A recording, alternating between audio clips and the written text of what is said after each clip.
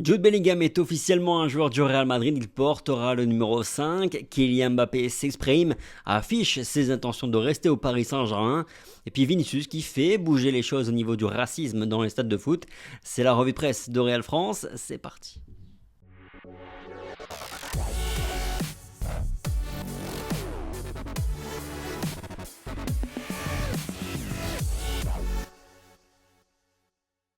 Bonjour à tous, j'espère que vous allez bien, ravi de vous retrouver aujourd'hui pour cette nouvelle pastille vidéo, ce petit tour d'actualité, cette revue de presse. Et évidemment la grosse actu du jour, c'est la présentation de Jude Bellingham au Real Madrid, qui a vraiment laissé l'impression d'un garçon très connecté à la réalité, très terre à terre, lucide, simple, et puis humble également. Il portera bien le numéro 5 qu'il convoitait, porté par Zinedine Zidane à l'époque, son idole. Il a dit, je cite, je voulais remercier Valero de me l'avoir laissé ce numéro, j'admire beaucoup Zidane et c'est un numéro qui m'inspire. Zidane est un joueur que j'ai apprécié, il a été le meilleur pour moi, c'est un honneur, a déclaré l'anglais, qui n'a pas peur d'ailleurs de la concurrence qu'il va avoir à Madrid au milieu de terrain. C'est une expérience inestimable pour moi que de jouer avec Kroos et Modric. Leur expérience est incroyable et nous avons un bon mélange entre jeunesse et expérience, a-t-il déclaré. Vous pouvez retrouver toutes les déclarations du joueur britannique sur real-france.fr ou sur l'application Real France disponible sur iOS et Android. Allez télécharger l'application. Et puis Bellingham, c'est le premier joueur véritablement que l'on a pu voir avec le nouveau maillot 2023-2024 du Real Madrid. Le verdict est sans appel, c'est une tuerie. Adidas a vraiment bien bossé cette année. À part ça, faisons un petit point sur le dossier Kylian Mbappé. Alors il n'y a pas eu d'évolution majeure là les 48 dernières heures, mais toujours est-il qu'on n'est pas au bout de ce feuilleton. Là, on est en plein milieu d'une bataille médiatique entre Kylian et le Paris Saint-Germain. On se reproche notamment mutuellement d'avoir balancé la lettre qui faisait état de la non-prolongation, non-activation de l'année supplémentaire de contrat de Kylian Mbappé au Paris Saint-Germain. Toujours est-il que pour le moment, Kylian Mbappé ne laisse paraître aucune ambiguïté, lui, sur son avenir proche, sur l'année prochaine, sur cet été. En conférence de presse ce jeudi après-midi, il a très clairement dit qu'il n'avait pour le moment qu'une seule option en tête, c'était rester au Paris Saint-Germain la saison prochaine et honorer sa dernière année de contrat. Il n'a ensuite pas voulu expliquer pourquoi il avait déjà décidé de ne pas activer son année supplémentaire en option au-delà de 2024 pour prolonger au-delà de 2024. En France, et notamment du côté de l'équipe, le Parisien ou encore Fabrizio Romano qui nous relaie ça, on insiste sur le fait que le Paris Saint-Germain est catégorique, soit Kylian Mbappé prolonge, soit il sera vendu cet été. Le Qatar semble bien décidé à s'en débarrasser cet été. Mais personnellement, je reste encore évidemment sur mes gardes parce que oui, le PSG sort les muscles pour l'instant, mais je pense que ça pourrait se dégonfler bien assez vite devant Kylian et son entourage.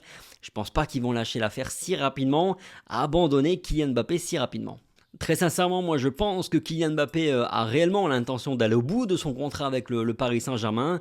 Il a un petit peu tout à y gagner, notamment financièrement. Je pense qu'il a vraiment envie d'aller jusqu'en 2024 avec le Paris Saint-Germain et partir probablement après au Real Madrid en tant que joueur libre. On lit aussi à droite et à gauche qu'il préparait un documentaire sur toute la saison prochaine pour le suivre toute la saison prochaine et raconter un petit peu sa dernière année avec le Paris Saint-Germain. Voilà, donc je le vois gros comme une maison qui va nous faire un documentaire à la de décision de LeBron James, ou en tout cas peut-être pas pour nous annoncer la décision, mais au moins pour essayer d'expliquer le cheminement, tout ça. Bref, le storytelling est tellement important pour lui et son entourage.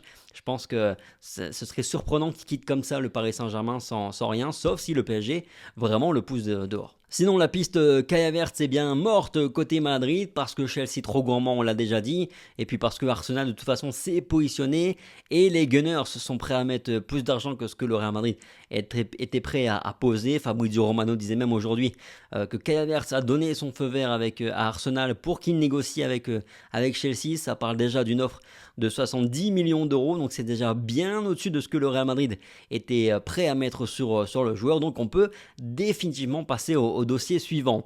Pas de nouvelles non plus pour Harry Kane, mais on sait pourquoi, je le disais déjà il y a 2 jours. Le Real Madrid est dans l'attente de voir ce qui va se passer avec Kylian Mbappé, avec le Paris Saint-Germain, si oui ou non va y réellement avoir une ouverture pour les merengues. Donc à mon avis, sur les prochaines semaines, ça va pas bouger côté Madrid. La prochaine recrue devrait être Rosselló pour le Real Madrid. Ça a traîné un petit peu parce qu'apparemment l'Espagnol a essayé d'inclure une option d'achat dans le contrat parce qu'il va arriver normalement en tant que joueur prêt, mais ça a été confirmé là encore ces dernières heures. Rosselló va bien signer au Real Madrid, ce sera normalement la prochaine recrue, on s'attend à ce qu'il soit annoncé dans les prochains jours ou au pire la semaine prochaine. Tiens, sinon, petite question d'ordre mercato, Kai Havertz, est-ce pour vous une bonne chose que le Real Madrid ait définitivement lâché ce dossier? Est-ce que pour vous, Kai Havertz aurait pu être un bon renfort pour le Real Madrid la saison prochaine? Dites-moi un petit peu dans les commentaires et dites-moi vous, quel serait le prix que vous auriez posé pour le joueur allemand. Sinon, j'ai pris la température il y a 2 jours pour savoir ce que vous pensiez un petit peu des prolongations de contrat de Kroos et de Modric pour une année supplémentaire. Globalement, les retours sont positifs. Vous êtes content de voir les deux vétérans continuer une année de plus. Je le suis aussi. En plus, quand on voit la saison complète qu'a fait Toni Kroos, le match hors norme hier encore de Luka Modric avec la Croatie, ils ont encore du jus, c'est indéniable. Maintenant, évidemment, le plus important, ça va être la gestion, le management de Carlo Ancelotti avec ces deux-là. Il doit faire tourner beaucoup plus rapidement et pas attendre la deuxième partie de saison comme ça a été le cas les 2 dernières saisons. On veut du turnover au milieu de terrain dès le début de saison et vu le matos qu'il va avoir à disposition, Ancelotti n'a pas d'excuses. Hors mercato, mais très très important, Vinicius va peut-être avoir l'occasion de réellement faire bouger les choses par rapport au racisme et tout ce qu'il a vécu là sur cette dernière saison dans tous les stades presque de Liga.